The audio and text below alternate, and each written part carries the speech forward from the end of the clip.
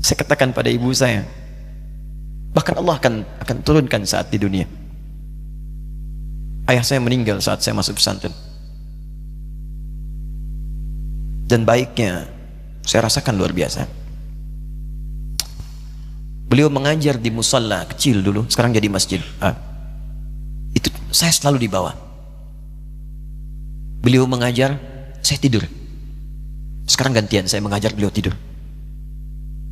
Dan kadang dipangku, gendong sampai pulang. Saya pernah sengaja pura-pura tidur untuk ingin tahu apa yang dikerjakan ayah saya di jalan. Jaga betul supaya nggak bangun. Begitu saya disimpan di kasur dan bangun, diajak bercanda. Saya mau masuk pesantren, beliau nggak sempat ngantar. Saya bertemu, beliau menangis, peluk saya, minta maaf, nggak bisa ngantar ke pesantren. Saya belum mengerti apapun saat itu. Saya bertekad, insya Allah saya belajar dengan sungguh-sungguh. Sepekan, 2 pekan saya dapat panggilan pulang. Saya tanya pada kakak saya yang ikut, sekarang ada di sini, di mana ayah? Beliau nggak jawab. Sampai di Bandung, paman saya, beliau sekarang Sekom MUI Jawa Barat, langsung menyampaikan, nampaknya nggak akan terkejar sampai sana, mungkin sudah dimakamkan.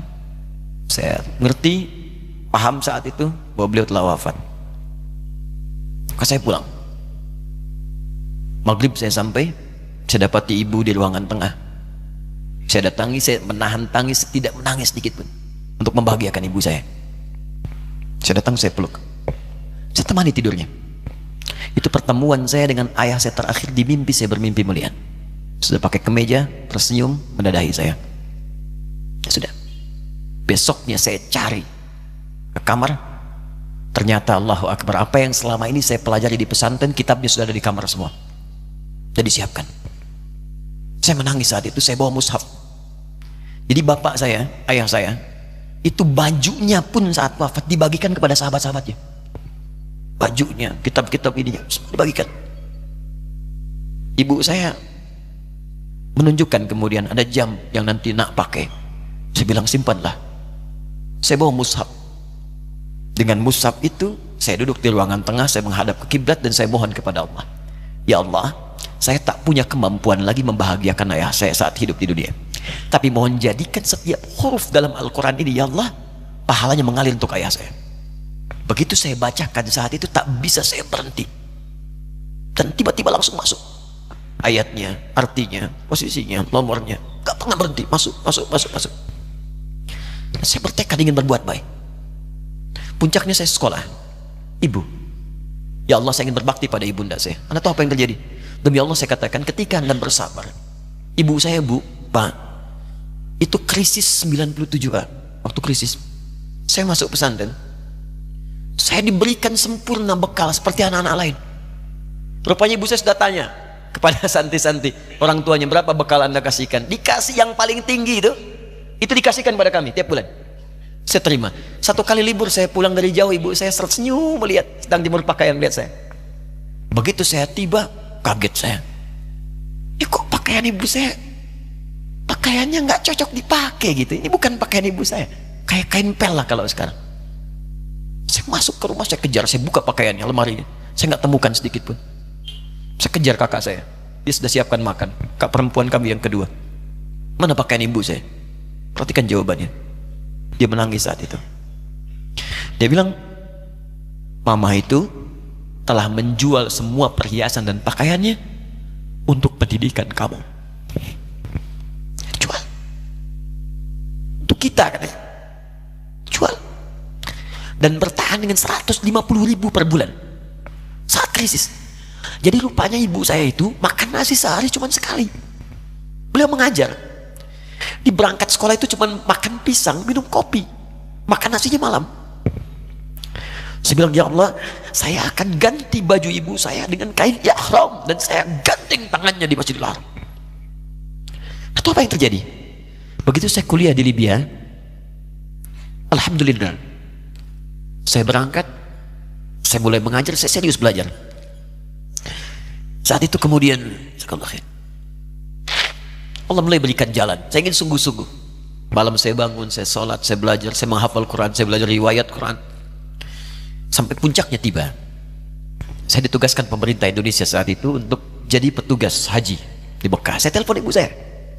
Saya bilang, Ma, saya insya Allah akan haji 2010. Saya telepon Februari saat itu. Saya dengar suara, terbayang wajahnya indah, senyuman, bahagia. Alhamdulillah, nak. Kapan berangkat? Tahun ini insya Allah. Saya bilang, dan saya tidak akan pernah berangkat kecuali mama pun akan berangkat. Terdengar nada pesimis tapi senyum. Dari mana katanya? Allah akan kasih, saya bilang. Saya sedang bekerja berusaha karena Allah. Mustahil Allah akan sia-siakan kita. Berapa butuhnya? Porsinya 25 juta. Kapan harus ada? Bulan Juni. Ya, jadi dari Februari ke Juni itu. Ya, Juli bukan Juni, Juli. Ya, jadi saya masih ingat tuh bulan 7 5 bulan itu. Saya ibu, Pak, nabung saya. Saya beli tabungan, saya niatkan untuk ibu saya haji. Bulan Juli masih setor 25 juta. Jadi semua tabungan masukin situ. Ada yang ngajar ngasih, masukin situ. Masukin semua. Tepat sepekan sebelum itu kemudian didaftarkan, saya buka tabungan. Allahu Akbar, karunia Allah luar biasa. Tadi butuh berapa? 25 juta. Begitu dibuka, Masya Allah, 1 juta. Karena beasiswa nggak banyak, 1 juta. Tapi 3 hari sebelum daftar, entah dari mana ibu-ibu pengajian di KBRI datang. Ustaz, ibu katanya mau haji juga ya? Ustaz mau haji ya? Ibu ikut ya? Sudah nggak usah dipikirin, nanti kami yang pikirkan semuanya. Tiba-tiba dikirim, bayar porsinya di sana, dapat koper paling besar. Bayangkan, tadinya kopernya belum datang, telepon lagi, nak koper belum datang katanya. Saya bilang, Ma, tenang aja, apa hajinya nggak jelas ini? Tidak jelas, saya bilang, insya Allah. Ya. Nah, cuman beritanya berbeda. Begitu saya telepon lagi, Ma, gimana bisa? Nah, telah keluar pengumumannya. Kapan, Ma? 2013. Loh, kan saya hajinya 2010, nggak bisa, harus 2010. Lihat kalimat ibunda saya. Nah, jangan pernah mengambil hak orang lain. Allah kasih 2013, Alhamdulillah. Saya bilang, Ma, kita tidak harus mengambil hak orang lain, tapi kita meminta kepada Allah yang memanggil kita. Boleh jadi Allah akan berikan tambahan kuota pada tahun ini. Doa lagi, minta, datang ke masjid. Tiba-tiba ada sidang oki di Istanbul saat itu, keputusan 1.000. Setiap ada 1.000 muslim, 1 kuotanya. Saat itu Indonesia dapat tambahan 22.000, termasuk ibu saya ada di situ. Ya, acara malam Al-Qadar 27 Ramadan, malam masih ingat betul, saya jadi MC dengan rektor pada saat itu. Saya nggak pernah bawa handphone, tiba-tiba handphone itu saya bawa, berbunyi kemudian telepon itu. Saya minta pada rektor izin, saya angkat dulu, diperkenankan. Saya kemudian ke belakang masjid, saya angkat. Tiba-tiba saya dengar suara sudah menangis. Nah, katanya, kenapa, Ma? Alhamdulillah, Mama bisa haji. Ternyata kuota itu termasuk ibu saya. 5 bulan, Pak. Enak biasa. Nggak bayar tambahan, nggak ada macam-macam, bisa berangkat. Begitu saya berangkat duluan, saya tungguin betul di apartemennya, di maktabnya sampai datang. Begitu sudah datang, saya nggak sapa, saya lihat dari jauh. Bahagianya saya bisa mengganti pakaian tadi yang lusuh dengan kain ihram. Saya perhatikan, saya ikuti dari belakang. Di lift, saya ikuti. Di jalan, saya ikuti. Begitu sampai Masjidil Haram, saya gandeng tangannya. Ma, kita sama-sama. Labbaik Allahumma labbaik. Labbaik la syarika lak labbaik. Saya tawaf, saya gandeng ibu saya lindungi supaya dapat kenikmatan dalam tawafnya. Begitu saya rasakan bagaimana Sayyidah Hajar bekerja keras untuk Ismail. Saya balas di situ. Saya gandeng tangan yang kanan. Saya minta pada Allah, muliakan ibu saya, ya Allah, muliakan ibu saya, muliakan. Berikan saya kesempatan membahagiakannya. Cuman yang kanan digandeng, yang kiri kosong, karena sudah tidak ada. Jadi ketika Anda belajar pun untuk menjadi ulama, Allah akan muliakan Anda. Orang tua Anda akan dapat bagiannya.